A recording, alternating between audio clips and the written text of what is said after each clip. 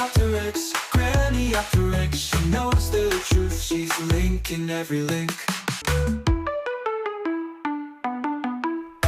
Hello. A couple of weeks ago, I put out a video called A Horror Story from an NHS Hospital. And since then, I have been getting responses to that video, and I got one just today.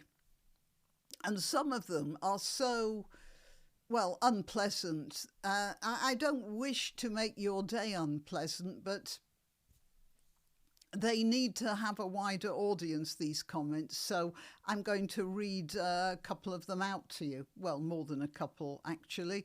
I have no wish to make people afraid to go into NHS hospitals. What I have a wish to do is to get things on a more even keel in NHS hospitals, and keeping quiet about it out of a sense of delicacy is not the way to achieve any sort of improvement. So, yeah. If you don't like to hear these rather nasty tales, then I would advise you to change channels now. All right, well, this was one of the this was the one I got today, I think. Anyway, it doesn't matter. By the time you see this, it could be in a year's time. 15 years ago, says this correspondent, I had to attend Basildon Hospital for a heart operation. Upon arriving, I was told to complete the obligatory forms consenting to the operation and giving general personal information. One such question was, have you made a living will? This puzzled me, as I hadn't been asked that question with the previous operations I'd had at another hospital. On asking for clarification, the nurse who was booking me in replied, have you made any will? If so, tick yes. Now, this is actually a con-trick, and it's obviously a con-trick aimed at people who are not entirely mentally capable. So what's happening here is the NHS has developed a method of getting rid of people of somewhat less than normal intelligence for one reason or another, not feeling very well, for instance, and so not entirely on the ball, perhaps some dementia, or perhaps mentally subnormal in some way, although it won't get those. It'll get the dementia ones and the rather confused people with high fevers. You'll see that in a minute with another one of these letters. Anyway, it's a con-trick, and it's not something that anyone who goes to hospital should expect to have played on them. This is really disgraceful and immoral, of course. All right, have you made any will? Said the nurse. If so, tick yes.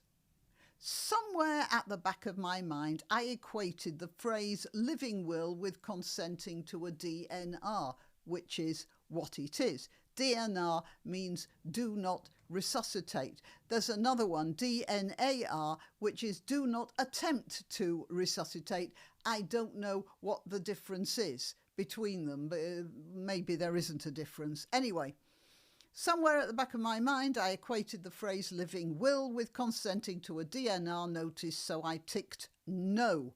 My treatment was awful during my overnight stay, and I was treated not as a person, not as a patient, but as a number on a production line. On the morning of my discharge, an elderly lady was being booked in, and she also queried what the term living will meant. She was told by a different nurse, so it looks like they're all in on it, to just tick yes if she'd made any kind of will, which she dutifully did. I hated my time there, and I hope I never have to return, although it is the designated hospital for heart patients in my part of Essex. It also, at that time, had a higher than normal death rate. I wonder why. Okay, and here's another one.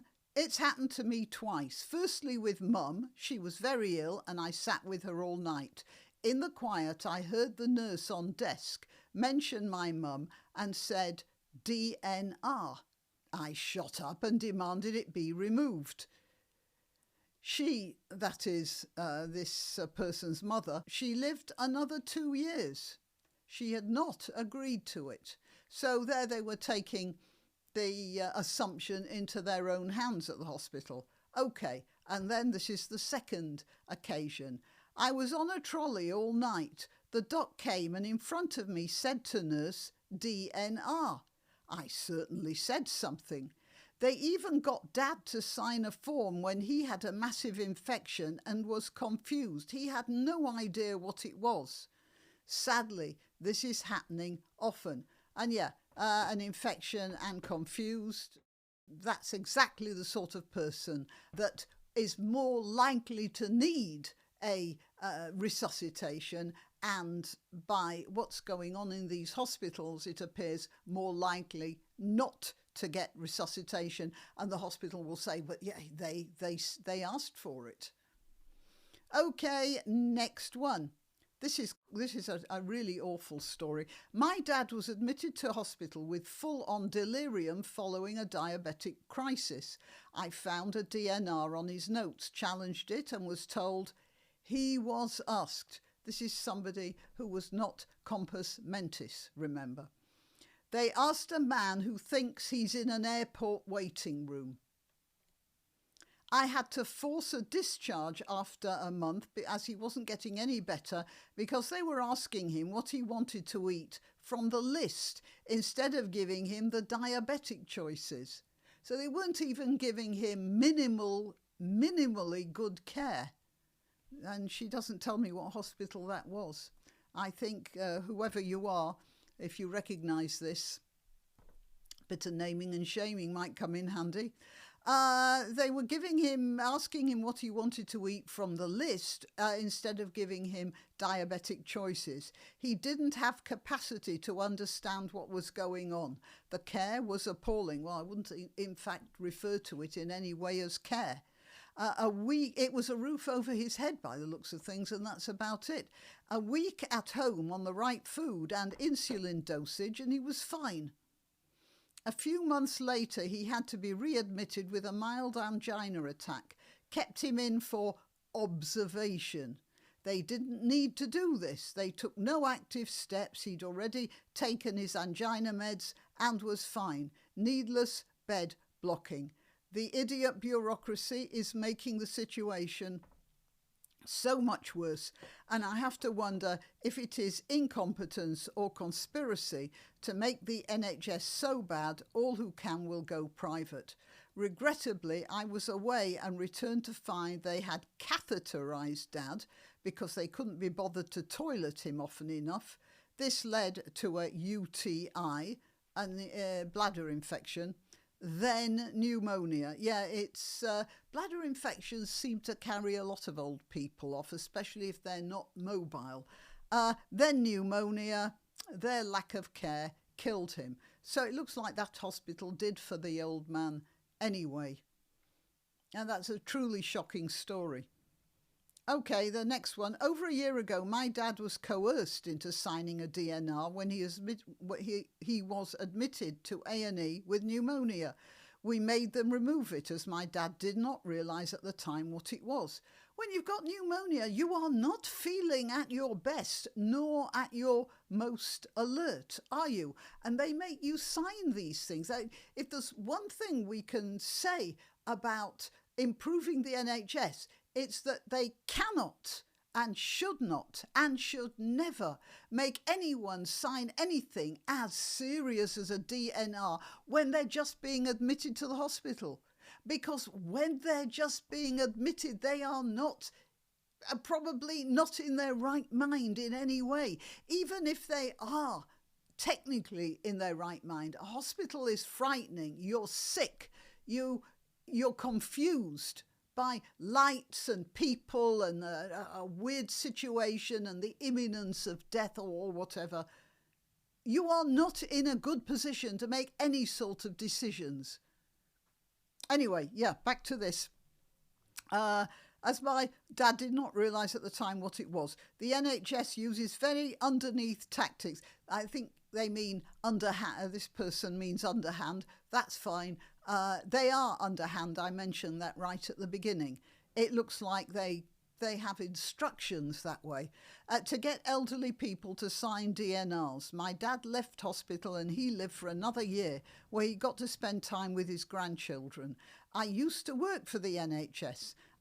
It has become a shell of what it once was, all compassion gone, just tick boxing and vanity projects. Now, I've had several messages from people who did work in the NHS. This is hardly surprising because I think it's the biggest employer of people in the country. Just a minute, I'm going to cough. Right, I'm back.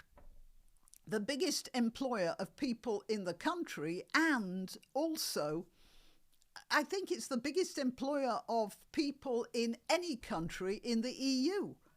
Possibly in the world. I don't remember the statistic. It's a huge, overgrown, bloated organisation that is sort of sucking the entire British Isles into itself. Like some sort of, 1930s cartoon where a creature will sort of suck in and then the whole page, everything just sucks in. You know the sort of thing I'm talking about. Just a minute, I've just remembered something else. I'm going to cut here and I'm going to look for it. Hang on. Okay, yeah, here we are. When my mum was 89, she fell in the street and broke her arm. The ambulance took 45 minutes to come from the hospital, 15 miles away. I'm not going to criticise that because ambulances can take time. The hospital doesn't have an unlimited supply of ambulances. Maybe they have, depending on the size of the hospital, of course, maybe they have 10 ambulances, and if they're all out on calls, then obviously they're not going to be able to get to this lady. But she was 45 minutes in the street. She was probably cold. She was probably shocked, and she was certainly in excruciating pain. And she was like that for something over 45 minutes before they got round to her. This is where it gets nasty. The ambulance drivers put her under pressure to sign a DNR. She didn't. So when she was being loaded into the ambulance, the drivers were already telling her, I shall repeat, cold, shocked, and in terrible pain. They were telling her to sign a DNR. And then when they delivered her to A&E, I suppose the A&E in this instance, they tried to pressurise her into signing a DNR too. She refused, and all kudos to her. An 89-year-old woman with a broken arm who just spent nearly an hour out on a cold pavement, probably being looked after by strangers in a very confusing situation, and she managed to maintain her wits enough not to fall for their pressure. And then the commenter says, a DNR for a broken arm. The NHS cannot be trusted. And that's true. I just want to read something else out. Not strictly from DNR, but a very sad comment anyway. And that is here. I am 60 and live alone, and I absolutely dread going to hospital. Can you blame that person for saying that? But that is a terrible, awful, dreadful thing. And as I said, I'm not reading this stuff out to make people afraid, like this 60-year-old here who's frightened to go to hospital. I'm not reading these things out to frighten you anymore. I'm reading it out in the hope that the more people that talk about this, things might improve in some way. It's very difficult to believe that things ever will, but you can only hope, can't you? And you certainly won't improve things by being quiet out of delicacy. Or, as another, an MP actually said in talking about the rape gangs, these girls should shut up for the sake of diversity. It's a similar idea, by the way, the whole idea of if you pretend that everything's okay, then everything will be fine. Right, well, yeah, that's it. Till next time. You can help my channel by subscribing and clicking the notification bell. That's quite important. And by sharing if you're so inclined. Links to my other channels and to donation methods are in the description. But the best way you can help is simply by clicking like and notify. Thank you.